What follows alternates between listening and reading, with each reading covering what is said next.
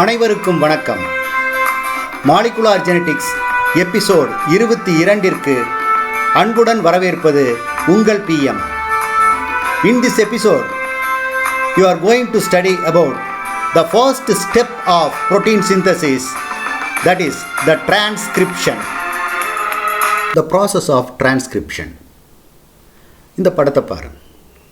இந்த படம் டிரான்ஸ்கிரிப்ஷனை ரொம்ப சுலபமாக உனக்கு புரிய வைக்கும். Here, ஒரு teacher DNA, she dictates a notes. அந்த நோட்ஸை எழுதுறது ஒரு ஸ்டூடெண்ட். அவங்க யார்? RNA பாலிமரேஸ் நோட்ஸை எழுதுகிறாங்க. எதில் எழுதுகிறாங்க? ஒரு நோட் புக்கில் எழுதுகிறாங்க இல்லையா? இந்த நோட்ஸ் தான் யார்? mRNA. அதாவது the genetic informations dictated by this DNA are transcribed into mRNA by RNA polymerase. RNA polymerase நொதியின் உதவியால் டிஎன்ஏல இருக்கிற ஜெனட்டிக் இன்ஃபர்மேஷன் எல்லாம் mRNAவாக காப்பி ஆகுது. அப்போ இந்த mRNAல இருக்கிற இன்ஃபர்மேஷன் பூரா யார் கொடுத்தது? given by the DNA. யாரால் அது டிரான்ஸ்கிரைப் பண்ணப்பட்டது? RNA பாலிமரேஸ்னால. Right. First, the DNA strands of the double helix are pulled apart temporarily. தற்காலிகமாக இந்த இரண்டு இழைகளும் ஒன்றை விட்டு ஒன்று பிரிக்கப்படுகின்றன. The enzyme RNA polymerase, this enzyme is required for transcription. டிரான்ஸ்கிரிப்ஷனுக்கு அவசியமான நொதி யார்? RNA polymerase. The RNA polymerase binds to the DNA at the start of a gene and opens the double helix. இந்த டபுள் ஹெலிக்ஸை திறந்து விடுறது, ரெண்டாக பிளந்து விடுறது யாருன்னா RNA பாலிமரேஸ் தான். ரிமெம்பர், ரெப்ளிகேஷனில் ஹெலிகேஸ்னு ஒரு நொதி நமக்கு தனியாக தேவைப்பட்டது. எதுக்கு? To open up the double helix. ஆனால் டிரான்ஸ்கிரிப்ஷனுக்கு தனி நொதி எதுவும் தேவையில்லை. RNA polymerase it self opens the double helix. மறக்காத. Next, then the mRNA molecule is synthesized. The nucleotide sequence of mRNA is complementary to the DNA template strand. Right. எப்படின்னா DNA டெம்ப்ளேட்டில் adenine இருந்தால் mRNAல யுராசில், DNA டெம்ப்ளேட்டில் thymine இருந்தால் mRNAல adenine, டிஎன்ஏல குவானைன்னா mRNAல சைட்டோசின், லைக் திஸ். ஸோ ஒரு காம்ப்ளிமெண்டாரிட்டி இந்த டெம்ப்ளேட் ஸ்டாண்டுக்கு மெயின்டைன் ஆகுது. தென் ஒரு doubt, whether the two strands of the DNA helix are transcribed. ரெண்டுமே டிரான்ஸ்கிரிப்ஷனுக்கு உட்படுதா? No, both the strands are not transcribed. DNA ஹெலிக்ஸில் இருக்கிற ரெண்டு ஸ்ட்ராண்டில் ஒரு ஸ்ட்ராண்ட் மட்டும்தான் டிரான்ஸ்கிரிப்ஷன் செய்யப்படும். Only one strand of DNA is transcribed. Right. ஏன் ஒன்று மட்டும்? ஏன் ஒன்று மட்டும்னா there are two reasons. Reason number 1, if both the strands act as templates, இரண்டு இழைகளுமே அச்சாக செயல்படுமேயானால் they would code for two different RNA molecules with different directions. Because the DNA strands are antiparallel to each other. அந்த ரெண்டு இழைகளும் ஒன்றுக்கு ஒன்று எதிர் திசையில் ஓடக்கூடியது. இது ரெண்டையுமே டிரான்ஸ்கிரைப் பண்ணுனா ரெண்டு விதமான mRNA நமக்கு உருவாகும். அது மட்டுமல்ல, the DNA strands have only complementary base sequence, not identical base sequence. இந்த ஸ்ட்ராண்டுக்கு நிறை உறுப்பு தான் எதிர இருக்குதே ஒழிய இதில் இருக்கிற அதே வரிசை இதில் இல்லை, மாறி இருக்குது. சரி. If both the strands act as templates, one segment of DNA would be coding for two different proteins. அப்படி ரெண்டையுமே டிரான்ஸ்கிரைப் பண்ணுனா டிஎன்ஏவோட ஒரு செக்மெண்ட்டு ரெண்டு விதமான புரோட்டீனுக்கு கோடு பண்ணுற மாதிரி ஆயிடும். This would complicate the genetic information machinery. இது ஜெனட்டிக் இன்ஃபர்மேஷனை புரோட்டீனாக கன்வெர்ட் பண்ணுறதுல பெரிய சிக்கலை உருவாக்கும். Reason number 2, if two RNA molecules are produced simultaneously. சரி, ரெண்டு சைமல்டேனியஸாக வருதுன்னு வச்சுக்குவோம். என்ன ஆகும்? both of the mRNA strands would be complementary to each other, so they would form a double stranded RNA. போச்சுடா. 2 ஹெலிக்ஸில் இருந்தும் ஒரே நேரம் டிரான்ஸ்கிரைப் ஆகி 2 mRNA வந்தால் அவங்க பேஸ் சீக்வன்ஸு ஒருத்தருக்கு ஒருத்தர் காம்ப்ளிமெண்டரியாக இருக்கும். அப்போ அந்த 2 ஸ்ட்ராண்டும் தனித்தனியாக இருக்காது, ஒட்டிக்கும், ஒரு டபுள் ஸ்ட்ராண்டாக மாறும். This would prevent the translation of mRNA into protein. அப்போ அது டபுள் ஸ்டாண்டாக மாறிடுச்சுன்னா அதை டிரான்ஸ்லேட் பண்ணி புரோட்டீனாக கன்வெர்ட் பண்ண முடியாது, தடுக்கப்படும். சரி, 2 ஸ்ட்ராண்டில் ஒரு ஸ்ட்ராண்டு தான் டிரான்ஸ்கிரைப் ஆகுது. அந்த ஒரு ஸ்ட்ராண்ட் எது? அதாவது the 3' to 5' DNA ஸ்ட்ராண்ட் தான் எப்பவுமே template strand. The genetic informations are transcribed only from this strand. எது? 3' to 5' DNA strand. The 3' to 5' strand is the template strand. The genetic informations are transcribed only from this strand, but strangely, this strand is called non-coding strand. The opposite complementary DNA strand is called the coding strand. So non-coding strand ங்கிறது என்ன? 3' to 5' strand, அதைத்தான் non-coding strandனு சொல்கிறோம். ஆக்சுவலாக இதுதான் அச்சு இழை, template strand. Genetic informations are transcribed only from this noncoding strand. And coding ஸ்ட்ராண்டுங்கிறது அதுக்கு other name sense strand or non template strand. இதனுடைய direction 5' to 3'. The mRNA produced that resembles the base sequence of this coding strand except for thymine, for which uracil is present. Okay. இப்போ the process of transcription எப்படி நடக்குது? First, the enzyme RNA polymerase opens the DNA double helix. In the 3' to 5' direction template, this is called the template strand or the non-coding strand from which mRNA is to be produced. இதில் இருந்து தான் mRNA-யை நாம் இப்போ உருவாக்க வேணும். சரி, அடுத்தா இங்கே அக்கார்டிங் டு த காம்ப்ளிமெண்டாரிட்டி ரூல், இங்கே டிஎன்ஏல அடினைன் இருக்குது, அப்போ mRNA ஸ்டார்ட் ஆகுது யுராசில். இங்கே டிஎன்ஏல தயமின் இருக்குது, அப்போ mRNAல என்ன வரும்? அடினைன். அடுத்து டிஎன்ஏல குவானைன் இருக்குது, mRNAல என்ன வரும்? சைட்டோசின். அடுத்தது டிஎன்ஏல சைட்டோசின் இருக்குது, mRNAல என்ன வரும்? குவானைன். டிஎன்ஏல அடினைன் இருக்குது, mRNAல என்ன வரும்? யுராசில். டிஎன்ஏல தைமின் இருக்குது, அப்போது mRNAல என்ன வரும்? அடினைன். டிஎன்ஏல குவானைன் இருக்குது, அப்போ mRNAல சைட்டோசின். டிஎன்ஏல சைட்டோசின் இருக்குது, mRNAல guanine. So likewise and mRNA is produced in 5' to 3' direction வருது. Next, the transcription unit and the gene. இந்த டிரான்ஸ்கிரிப்ஷன் நடக்கிறதுக்கான machinery that is called the transcription unit. அந்த டிரான்ஸ்கிரிப்ஷன் யூனிட்டில் என்னென்ன இருக்குது, அது எப்படி வேலை செய்யுது அப்படிங்கிறத தெரிஞ்சுக்குவோமா? The transcription unit, it is the segment of DNA that take part in transcription. The segment of DNA that takes part in transcription is called transcription unit. டிரான்ஸ்கிரிப்ஷனில் ஈடுபடக்கூடிய டிஎன்ஏ துண்டின் ஒரு பகுதியை தான் டிரான்ஸ்கிரிப்ஷன் யூனிட்னு சொல்கிறோம். The transcriptional unit in DNA has 3 regions. இதில் 3 பகுதிகள் இருக்குது. என்னென்ன?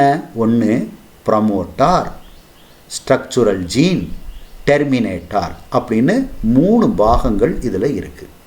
ஒரு டிரான்ஸ்கிரிப்ஷன் யூனிட்டில் எத்தனை பாகங்கள் இருக்குது? 3. என்னென்ன? ப்ரமோட்டார், ஸ்ட்ரக்சுரல் ஜீன், டெர்மினேட்டார் 3 இருக்குது. இது ஒன்றொன்னா பார்க்கலாம். ப்ரமோட்டார் அப்படிங்கிறது யார்? ப்ரமோட்டார் அப்படிங்கிறது that is the DNA sequence that provides the binding site for RNA polymerase. RNA polymerase enzyme ஒட்டிக்கிறதுக்கு இடம் கொடுக்கக்கூடிய இடம்தான் அது ப்ரமோட்டார்னு சொல்லப்படும். It is a DNA sequence. சரி, அப்போ ப்ரமோட்டாரை என்னன்னு சொல்லலாம்? Promoters are the RNA polymerase binding site அப்படின்னு சொல்லலாம். சரி, இந்த ப்ரமோட்டார் எங்கே இருக்குது? ப்ரமோட்டார் எங்கே இருக்குன்னா கோடிங் ஸ்ட்ராண்டோட 5' எண்டு கிட்ட. It is always located towards the 5' end of the coding strand. Sorry. The presence of promoter in a transcription unit that defines the template and coding strand. Template strand எது, அதாவது நான் coding strand, coding strand எது அப்படின்னு define பண்ணுறதுக்கு இந்த promoter அவசியமானதாகுது. சரி, promoter எப்போவுமே எங்கே இருக்கும்? கோடிங் ஸ்ட்ராண்டோட 5' எண்ட் கிட்ட தான் ப்ரொமோட்டார் இருக்கும். Next, in prokaryotes this promoter region is called Pribnow box. It has adenine thymine rich regions. இந்த Pribnowன்னு ஏன் சொல்கிறோம்னா, it is named after the scientist David Pribnow. அவர் பேரால் இங்கே வைக்கிறோம். இந்த டிஎன்ஏ சீக்வன்ஸில் அதிகமாக என்ன இருக்கும்? Adenine thymine. சரி, இன் eukaryotes this promoter has adenine thymine rich regions and this is called Tata box. Tata means thymine, adenine, thymine, adenine. Tata box. It is also called Goldberg and Hogness box, named after the scientist Michael Goldberg and David Hogness. அடுத்தது structural gene நடுவில் இங்கே இருக்கிறது. எதுக்கும் நடுவில் structural gene is located between the promoter and the terminator. Right. And the structural gene, the two DNA strands in the structural gene of a transcriptional unit have opposite polarity. Yes, coding strand ங்கிறது 5' to 3', template strand அப்படிங்கிறது அதுக்கு opposite directionல போயிட்டு இருக்குது. சரி, and the template strand னு சொல்கிறோமே, this DNA strand has the 3' to 5' polarity and acts as a template. It is called the template strand. The template strand in the structural gene region has the codes of gene expression. That is, this structural gene region, it contains the sequence of nucleotides that codes for a single mRNA molecule. ஒரு தனி mRNA மாலிக்யூலை உருவாக்குவதற்கு தேவையான nucleotide வரிசை structural ஜீனில் இருக்கும் இந்த template ஸ்ட்ராண்டில் அடங்கி இருக்கிறது. The template strand only forms the genetic code is transcribed into mRNA. இங்கு இருக்கக்கூடிய அந்த நியூக்ளியோடைடு சீக்வன்ஸ் தான் mRNAவுக்கு மாற்றப்படுகிறது. But the template strand is called non-coding strand. Then the coding strand. The DNA strand that has the polarity of 5' to 3' is called the coding strand. Though it is called so, no genetic code is transcribed from this coding strand. Coding strand என்று அழைக்கப்பட்டாலும் இதில் இருக்கும் எந்த ஒரு இன்ஃபர்மேஷனும் transcribe ஆக்கப்படுவது இல்லை. அப்புறம் ஏன் கோடிங்கே பண்ணாத ஸ்ட்ராண்டை coding ஸ்ட்ராண்டுன்னு ஏன் சொல்கிறாங்க? அதாவது கோடிங் ஸ்ட்ராண்டோட பேஸ் சீக்வன்ஸும் mRNAயோட பேஸ் சீக்வன்ஸும் தையமினை தவிர மற்றபடி ஒரே மாதிரியாக இருக்கும். அதாவது the coding strand has the same sequence of bases as in mRNA except for thymine. தைமினுக்கு பதிலாக என்ன இருக்கும்? யுராசில். அதனால தான் நேரடியாக அந்த ஸ்ட்ராண்ட் கோடு செய்யலைனாலும் it is called coding strand since it resembles the mRNA. Right. The structural gene may be monocistronics in eukaryotes or polycistronic in prokaryote. Cistron அப்படின்னா என்ன? Cistronங்கிறது it is the functional unit of a gene. It is a segment of DNA that contains the genetic code for a polypeptide. ஒரு பாலிபெப்டைடை உருவாக்க தேவையான மரபு தகவல்களை தனக்குள்ளே அடக்கிய DNA துண்டு ஒன்று, அதைத்தான் சிஸ்ட்ரான் என்று அழைக்கிறோம். The monocistronic mRNA அப்படின்னா என்னன்னா, the mRNA that carries the genetic information of a single gene and encodes the genetic information for only a single polypeptide. It is called monocistronic mRNA. All the mRNA present in eukaryotes are monocistronic mRNAs. சரி, polycistronic mRNA என்ன? Polycistronic mRNAங்கிறது present in the prokaryotes. It is clusters of related genes. That clusters of related genes are known as operon. They are often found next to each other on the chromosome. ஒன்றுக்கொன்று அருகாமையில் அடுத்தடுத்து அவை அமைந்திருக்கும்.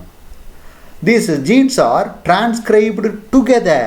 ஒன்றாக transcribe பண்ணப்படுகின்றன. எதுக்கு? To give a single mRNA.